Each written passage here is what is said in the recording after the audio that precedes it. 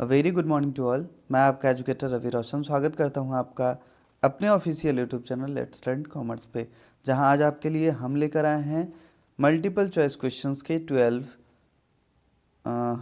Questions हैं आपके लिए मल्टीपल चॉइस क्वेश्चंस के। मतलब ये क्विज सेशन है आपका प्रेजेंटेशन ऑफ डेटा चैप्टर का, जी हाँ, स्टैटिस्टिक्स फॉर इकोनॉमिक्स का। तो इससे पहले कि हम अपने सेशन को शुरू करें, अगर आप इस चैनल पर नए हैं तो चैनल को सब्सक्राइब कर लें, बेल आइकन प्रेस कर दें नोटिफिकेशंस के लिए। साथ ही वीडियो पसंद आती है तो लाइक, कमेंट और शेयर करना ना भूलें। बहुत दिनों के बाद आज हम लोगों का क्लास ये शुरू होने जा रहा है। होप कि आप सब लोगों को पता हो कि ये छुट्टी जो थी ये दीपावली और छठ की छुट्टी थी, और मैं उम्मीद भी करता हूँ कि आप लोगों की छुट्टी अच्छे से बीती हो, आपका छठ पर्व अच्छे से मना हो, सब लोग खुश हों, सब लोग स्वस्थ हों। तो आइए शुरू करते हैं अपने इस सेशन को। देखते हैं हमारा पहला क्वेश्चन क्या होने वाला है। पहले ही की तरह आपके पास पेन और पेपर होगा, मैं क्वेश्चन बोलूँगा, 10 सेकेंड का समय होगा आपके लिए, 4 ऑप्शंस होंगे। सही ऑप्शन आपको कॉपी में राइट डाउन करना है, बाद में जब मैं आंसर बोलूँगा तो आप उसे मैच कर लेंगे। ठीक है, तो आइए शुरू करते हैं अपना आज का ये सेशन।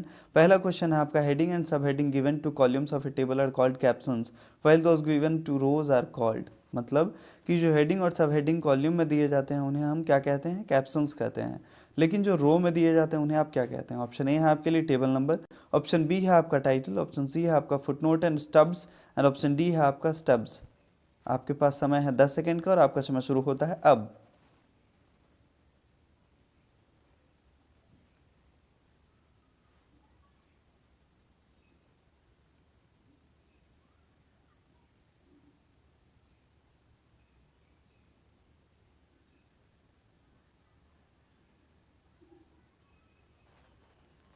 Time up. और इस सवाल का सही जवाब होगा आपका स्टब्स। ठीक है, जो भी डेटा रॉ में लिखे रहे होते हैं उनको स्टब्स हम कहते हैं। Option two, sorry, question two है आपके लिए, the most accurate mode of presentation of data comparison and computation in the. मतलब कि कंपैरिजन करने के लिए और कंप्यूटेशन करने के लिए इनमें से कौन सा ऐसा मेथड है, कौन सा ऐसा मोड है जो सबसे ज़्यादा एक्यूरेट है, आपको वो चुनना है। फर्स्ट है आपका टेक्स्ट, ऑप्शन बी है आपका डायग्राम, ऑप्शन सी है आपका टेबल, और ऑप्शन डी है आपका नन ऑफ दीज। आपके पास 10 सेकेंड का समय और आपका समय शुरू होता है अब।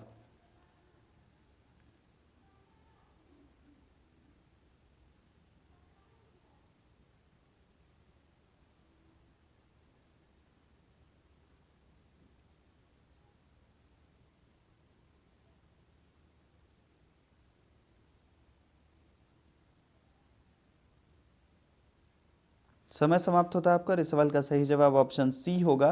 टेबुलर फॉर्म में जो डेटा रिप्रेजेंट किए जाते हैं उनके साथ कंपैरिजन करना, वहाँ कैलकुलेशन और कंप्यूटेशन करना काफ़ी आसान होता है। So option C is the correct answer of this question, question number 2। Now we have question number 3 which is the three way table is also called. Three way जो table होते हैं उन्हें एक और नाम से जाना जाता है, जो मैंने क्लास ली थी आप लोगों की तो बताया था आपको। तो इसमें से वो नाम कौन सा है ये आपको पहचानना है। ऑप्शन फर्स्ट है आपके लिए मैनीफॉल्ड टेबल, ऑप्शन बी है आपके लिए सिंपल टेबल, ऑप्शन सी है आपका जनरल पर्पस टेबल, और ऑप्शन डी है आपका ऑल ऑफ दीज। और आपका समय शुरू होता है अब।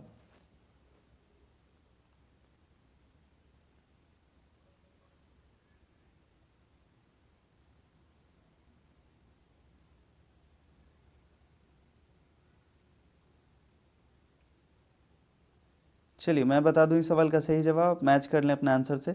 इस सवाल का सही जवाब होगा मैनीफॉल्ड टेबल। जिन लोगों ने भी पढ़ा होगा या वीडियो देखा होगा ढंग से उन्हें पता होगा कि थ्री वे जो टेबल होता है उसको मैनीफॉल्ड टेबल के नाम से हम लोग जानते हैं। आगे बढ़ेंगे अपने इस क्विज सेशन में और देखेंगे अपने अगले स्लाइड को, जहाँ क्वेश्चन नंबर 4 है हमारे लिए। Marks obtained by 50 students presented along with frequencies in a tabular form is example of. ठीक है, 50 बच्चों के द्वारा जो मार्क्स अर्जित किए गए हैं उनके एग्जामिनेशन में, उन्हें फ्रीक्वेंसी के साथ दिखाया गया है टेबुलर फॉर्म में। तो ये किस तरह का टेबल है आपका। ऑप्शन ए है आपके लिए two way table, option B है आपके लिए सिंपल टेबल, ऑप्शन सी है आपके लिए थ्री वे टेबल जिसे अभी अभी आप लोगों ने जाना कि मैनीफॉल्ड टेबल भी कहते हैं, और ऑप्शन डी है आपके लिए नन ऑफ दीज। आपके पास 10 सेकेंड का समय और your time starts now.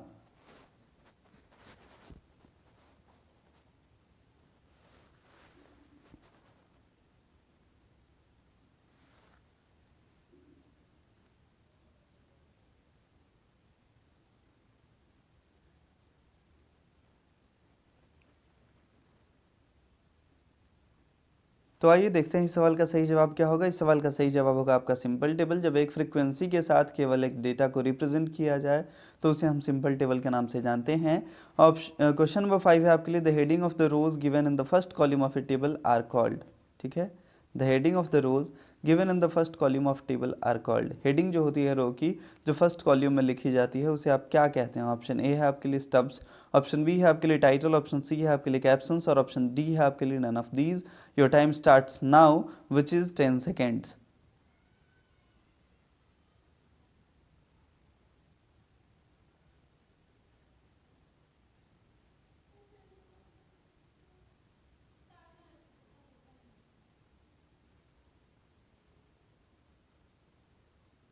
Time up, and now the time to state away the answer, correct answer, and the correct answer is option A, stubs। ठीक है, stubs जो होगा वही होता है रो का हेडिंग। आपको इससे पहले भी सेम सवाल पूछा गया, बस क्वेश्चन में थोड़ा सा बदलाव लाया गया कि बच्चे कंफ्यूज हो जाएं। तो इसी तरह से आपको सावधानी बरतनी है एग्जामिनेशन में। क्वेश्चंस को पहले पढ़ना, ये बहुत ज़रूरी चीज़ है। पूरे पेशेंस के साथ, काम और कूल होकर आपको क्वेश्चंस को पढ़ना है, शांत दिमाग से क्वेश्चंस को पढ़ना है, तब आंसर देना है। ऐसा नहीं कि हड़बड़ा के कुछ भी लिखा हुआ है कुछ भी टिक करके चले आए तो आपका वहाँ पे नंबर कट जाएगा, गलत हो जाएगा सवाल। क्वेश्चन नंबर 6 जो है हमारा वो है, the column heading of a table are known. अभी था रो का, अब बात आ रही है कॉलम की कि कॉलम की जो हेडिंग होती है उसे आप क्या कहते हैं? ऑप्शन ए है आपके लिए स्टब्स, ऑप्शन बी है आपके लिए टाइटल, ऑप्शन सी है आपके लिए फुटनोट्स और ऑप्शन डी है आपके लिए captions. You have 10 seconds, your time starts now.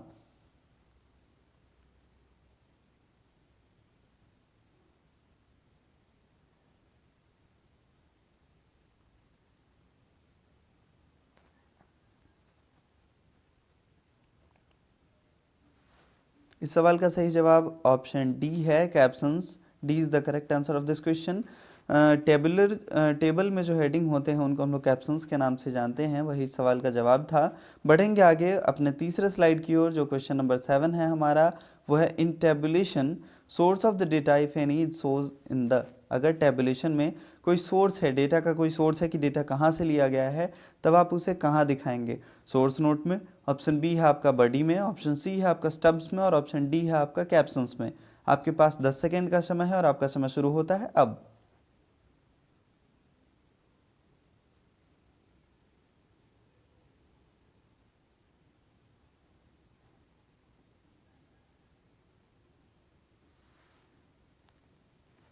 Time up. और इस सवाल का सही जवाब मैं आपको बता दूं, आप क्रॉस चेक कर लें अपने आंसर को। इस सवाल का सही जवाब होगा आपका सोर्स नोट। जो भी डेटा के सोर्स होते हैं, कि मान लीजिए डेटा जो है वो लिया गया है आरबीआई के किसी आर्टिकल से, डेटा जो लिया गया है वो लिया गया है हमारे सीएसओ से, सेंट्रल स्टैटिस्टिकल ऑर्गेनाइजेशन से। तो जो भी उसके सोर्स हैं आपको वहाँ पे मेंशन कर देना होगा सोर्स नोट में। So A is the correct answer of this question. Now we have question number 8, statistical data can be presented in. Statistical data, सांख्यिकी आंकड़े जो होते हैं उनको किस फॉर्म में, कितने फॉर्म में प्रेजेंट किया जा सकता है? 1 फॉर्म, ऑप्शन बी है आपके लिए 2 form, option C is the 3 form and last option is 4 form. You have 10 seconds and your time starts now.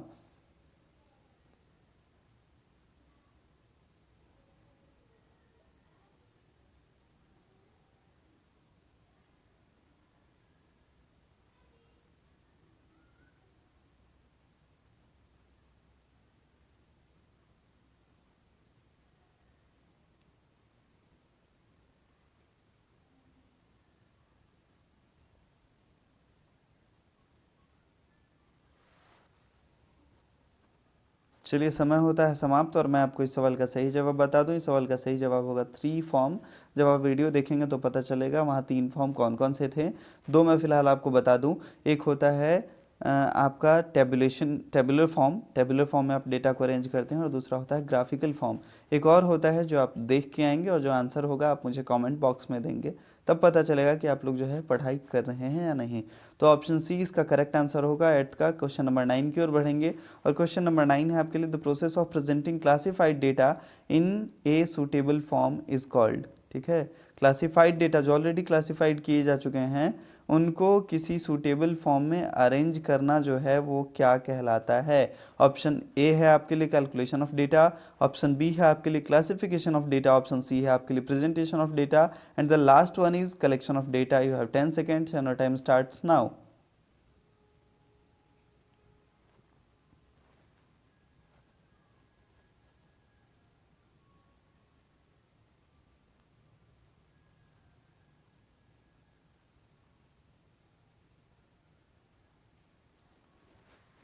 Time up.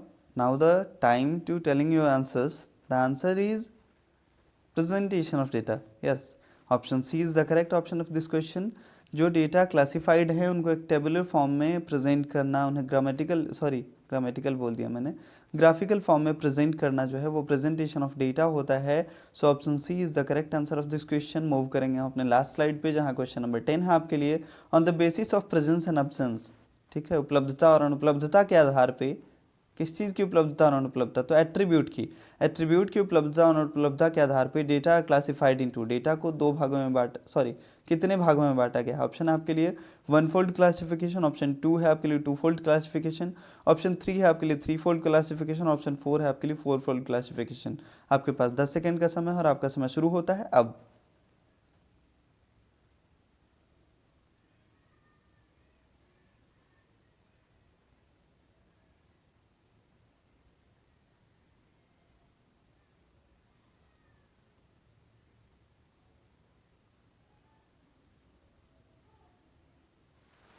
और इस सवाल का सही जवाब होगा आपका option C. Option C is the correct answer of question number 10 which is three fold classification. Three fold classifications होते हैं डेटा के, उनके एट्रीब्यूट और एट्रीब्यूट के एब्सेंस और प्रेजेंस के बेसिस पे। क्वेश्चन नंबर 11 की ओर मूव करेंगे जो है systematic arrangement of data into rows and column. Row और कॉल्यूम में डेटा को सिस्टमेटिकली अरेंज करना क्या कहलाता है। ऑप्शन ए है आपके लिए टेबल, ऑप्शन बी है आपके लिए बॉडी, ऑप्शन सी है आपके लिए टेबुलेशन और ऑप्शन डी है आपके लिए ऑल ऑफ दीज। आपके पास 10 सेकेंड का समय शुरू होता है अब।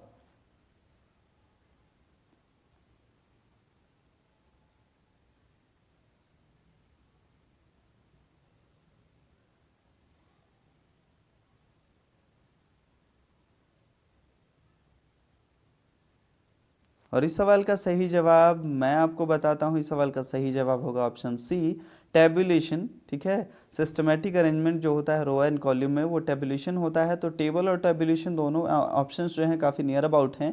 ज़्यादातर बच्चे कन्फ्यूज़न में जो है पहला ऑप्शन टेबल देख के वहीं टिक कर देंगे, लेकिन आपको जो है कंसस रहना है, क्वेश्चंस को समझना है। प्रोसीजर होता है टेबुलेशन और उसमें जो रो और कॉलम यूज़ किए जाते हैं, मतलब set of rows and columns are called table. Clear है।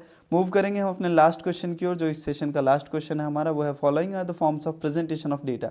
इनमें से तीन जो हैं वो प्रेजेंटेशन ऑफ डेटा के एग्जाम्पल हैं, केवल एक है जो नहीं है, तो उसी एक को आपको चुनना है। ऑप्शन ए है आपके लिए डायग्रामेटिक प्रेजेंटेशन, ऑप्शन बी है आपके लिए कैप्शंस प्रेजेंटेशन, ऑप्शन सी है आपके लिए डिस्क्रिप्टिव प्रेजेंटेशन और ऑप्शन डी है आपके लिए टेबुलर प्रेजेंटेशन। आपका समय शुरू होता है अब।